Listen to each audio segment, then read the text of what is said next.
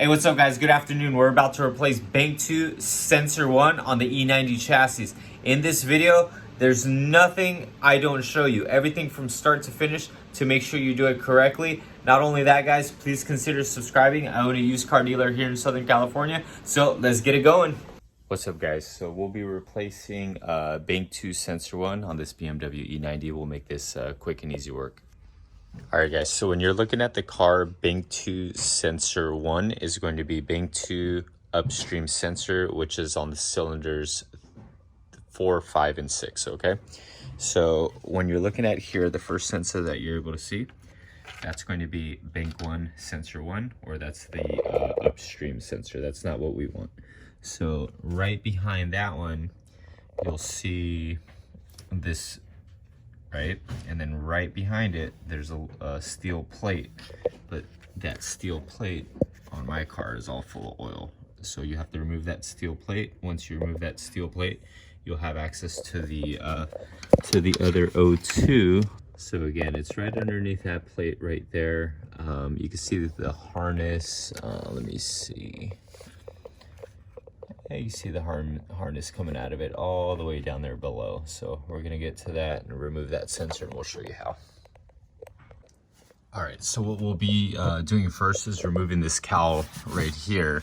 And to do that, you have 1, 2, 3, 4, 5, and then 6 on the far side. So we're gonna be removing those. These are 8mm. So let's remove those now.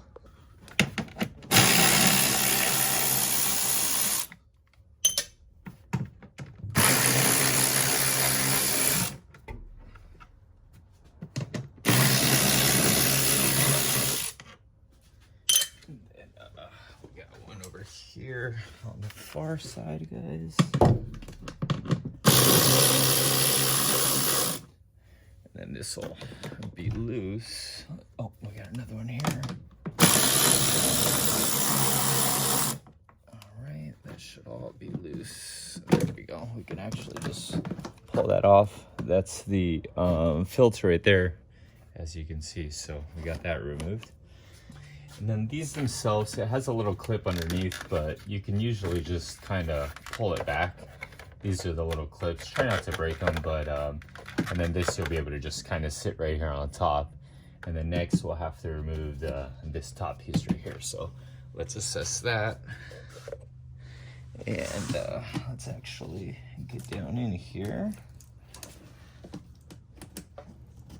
So these little caps that I'm removing here, they have 2 clips. Make sure not to break any of these hoses when you're removing. And then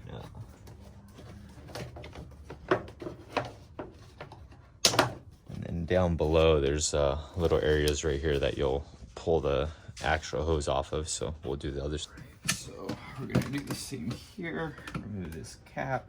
What we're trying to do is make space in the engine so we can pull that O2 out. So, same kind of thing. Cool. This didn't have anything below. So we got 1, and then we got 2. So we're gonna put these off to the side.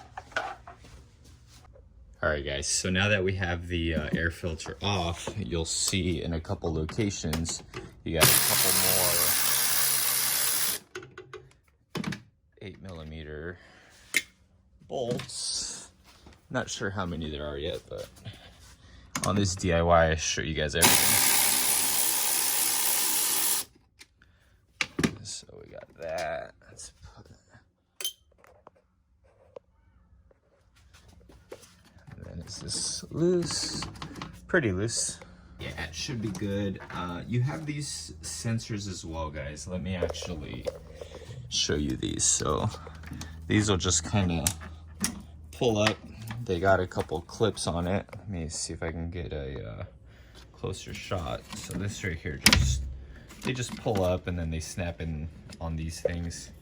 Just make sure not to break those. Don't act like an ogre when you're removing this kind of stuff. All right, cool. Let's actually do the same on the other side.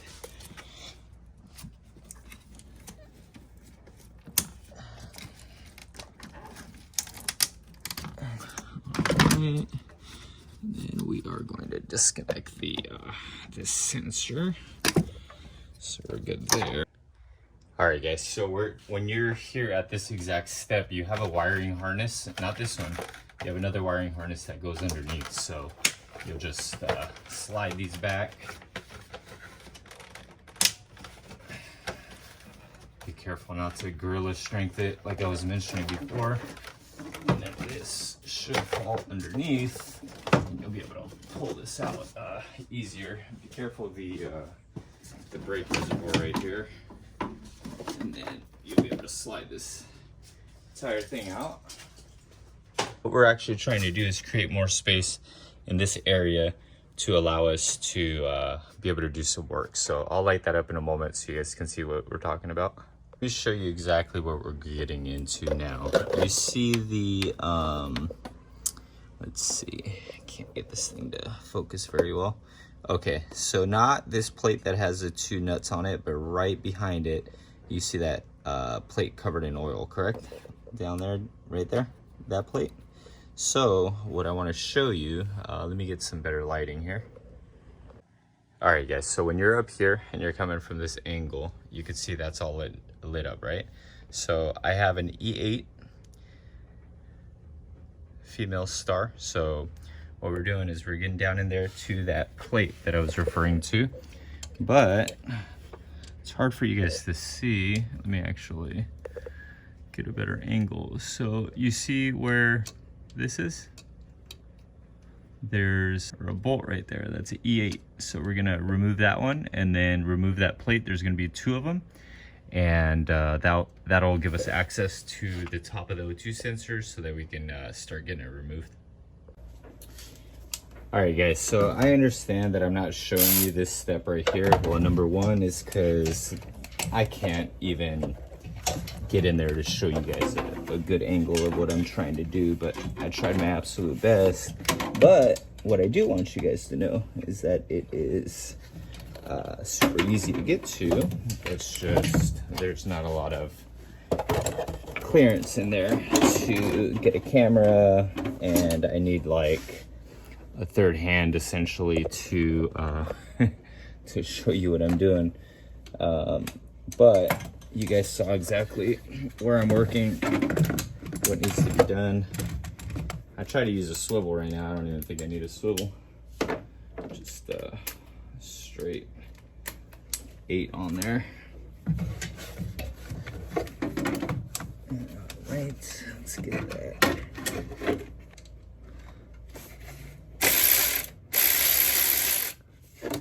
You know what? Let me see if I can show this to you. All right, guys. So this is the second bolt that we took out. These are the two Torx. So let me show you the actual tooling I used. So I needed a very short.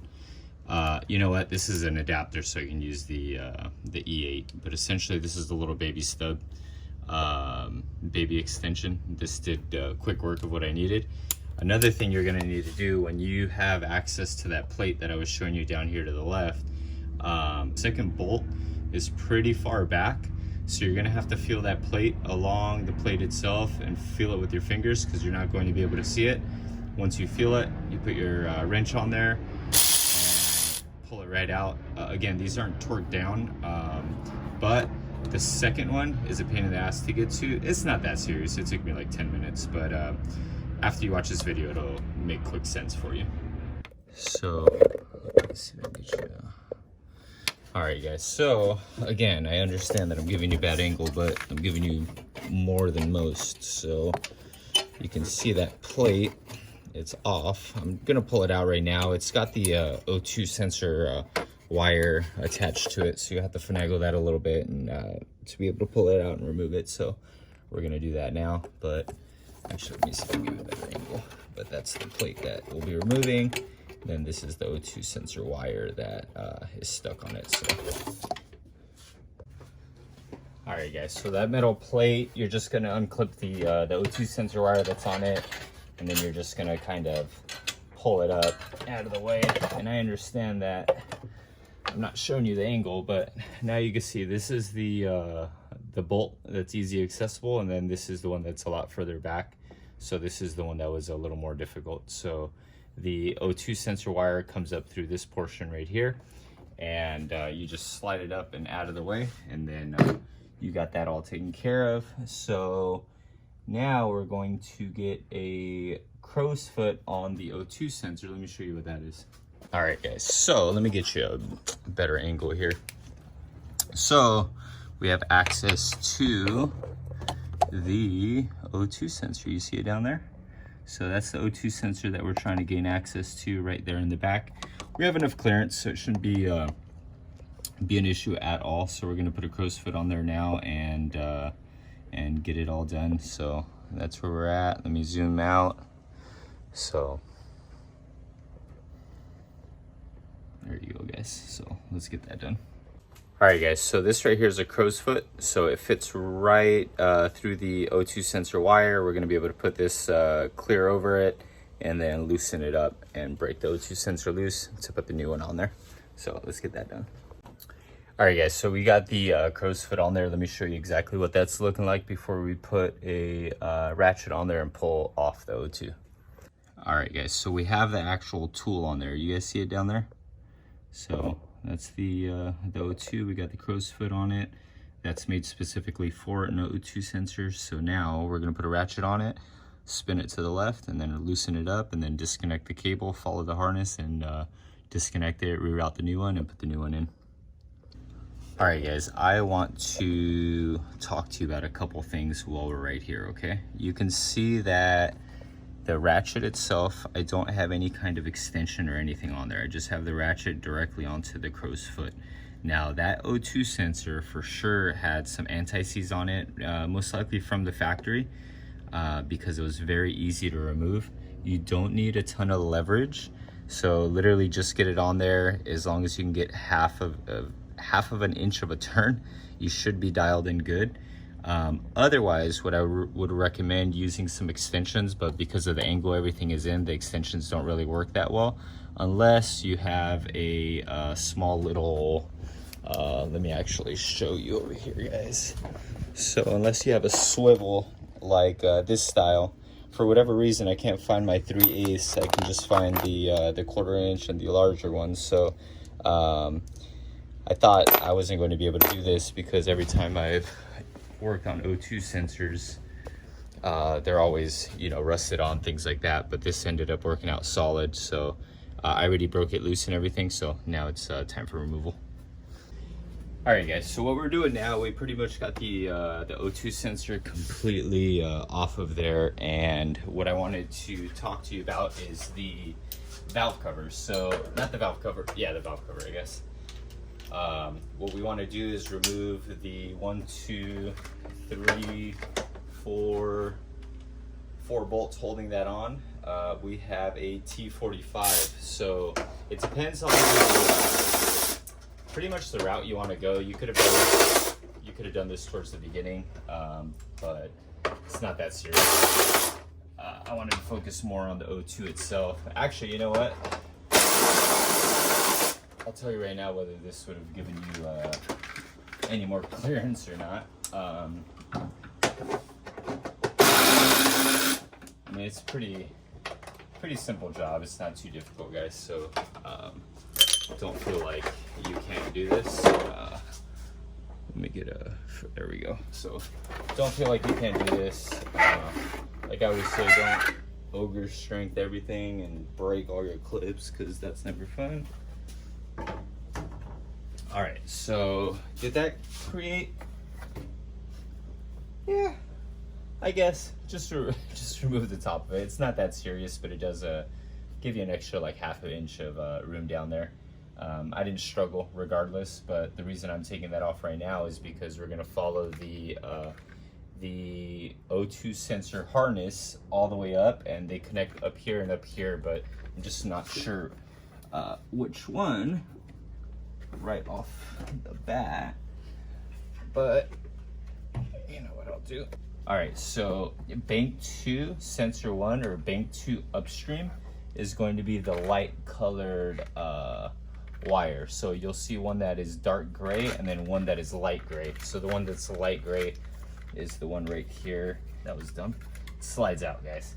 So actually, let me show you up close what's going on right here. All right, guys, so let me show you something. You see the harness from the O2, how it's a light gray color? So that harness goes clear over essentially the top right here, and then that's the gray harness right there. Then it routes right there, right? Now, the reason I wanted to show this to you is because this is in its own little channel, right? Damn, everything's so... Okay, so this is in its own little channel right here. You got to pull that up and just be careful. Don't do anything too crazy. So just pull it up, and then this right here, you're going to remove the clip, and then that right there, you're going to remove that, take the harness off of the O2, follow that back, and reroute the new one. All right, so now, exactly what I was talking about, we have to detach this harness. Okay, cool. A little bit of pain in the butt, but not that serious. This right here, what am I looking at here? Does this just pop off? Oh yeah, so this little metal plate, guys, I hope you could see that. No bolts, no nothing. This completely just pops up. The reason we're doing that is because it's on top of the harness. Actually, let me show you that step as well. It's really easy. All right, so what I'm showing you here is these little things. Man, sorry guys, I don't know what's going on with my focus today. So these little things right here are on there, right? So you pop them all off. It's very simple. You don't have to take off any bolts, screws, anything like that. And then you uncover the harness below, right?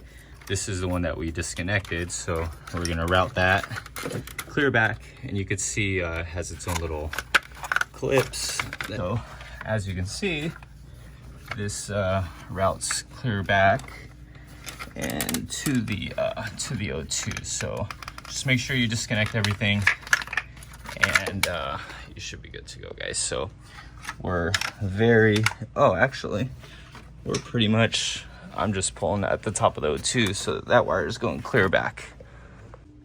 All right, guys, I literally try to do this as best I can, but it all makes sense if you're here. So don't even worry about all that. So this harness was from the O2. It's routed through the back of the engine a little bit. What is it on?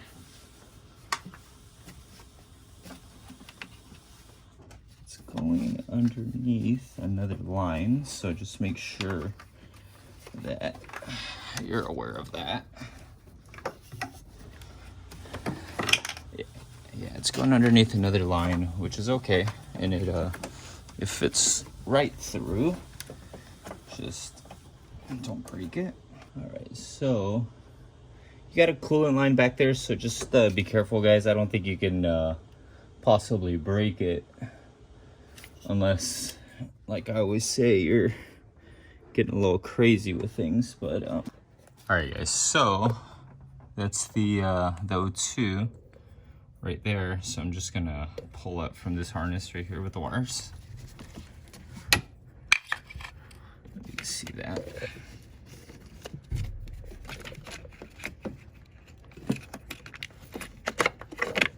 All right, cool. There we go. Now the O2 is 100% disconnected. So now we're going to literally twist off the O2. All right, guys, so overall, this job, not that difficult. Just to make the DIY, it took me a little longer, but if I wasn't recording or anything, this job would take you 30 minutes tops. And this is the O2, guys. So finish that wire. Oh, make sure it doesn't get snagged on anything, guys. You don't want to pull any wires, and there's plenty of space. But here goes O2. This is what we're looking like. Looks pretty beat. But yeah, let's pop the new one in. Right here, we got the new one. It's a Denso. brand new into packaging. Let's get this one put on. Sadly, it's not the same light gray in color, but it is the correct O2, so we're not worried about that. I'm gonna take these little rubber bands off, and we'll be good. So this is the new O2 right here. An O2 sensor usually comes with some anti-seize. So essentially what this anti-seize does is you put it right, actually, it's got some already on there, so that's kind of funny. But this anti-seize will allow it to be removed a lot easier in the future, just kind of like what I had to do a little bit ago. It broke loose the O2 sensor. It was relatively easy. When I mean relatively easy, I mean it was very simple. It wasn't stuck on there, so that's huge. So we're still gonna put a little anti-seize on top of this and then install this O2. All right, guys, so now we're just going to, we're not even gonna put it in with the tool or anything. We're just going to thread it in. Remember, it's attached to a cable, so it's a little annoying to thread in a O2 until you build up the threads a little bit, because the cable naturally, you're spinning it and then it naturally wants to spin the other way, so just be aware of that. But yeah, cool. I think I pretty much got it in there. Yeah, getting around. Cool, so I got that hand tight. We're gonna put the crow's foot on there and tighten it the rest of the way up. Alright, so once you get the actual O2 sensor itself in, you have the wiring harness, correct? Now this wiring harness, you have to reroute it the same way the other one came, and then just essentially connect it right here at the top. So I'm going to complete this really quick on time lapse, but that's pretty much it, guys. It's that easy. So remember, this is bank 2 sensor 1 or bank 2 upstream, which are for the cylinders 4, 5, and 6, okay? If it's bank 1 upstream, oh dude, it's right here on the top. Very, very simple to do. You barely need freaking tools to do that. So with that being said, guys, we're gonna put this on time lapse. I'm gonna finish this up, and that's how you replace the bank 2 sensor 1 on a BMW E90. This happens to be a 330i, same as the 328, and many other BMW engines with inline 6 for sure. So let's get this completed and we're done.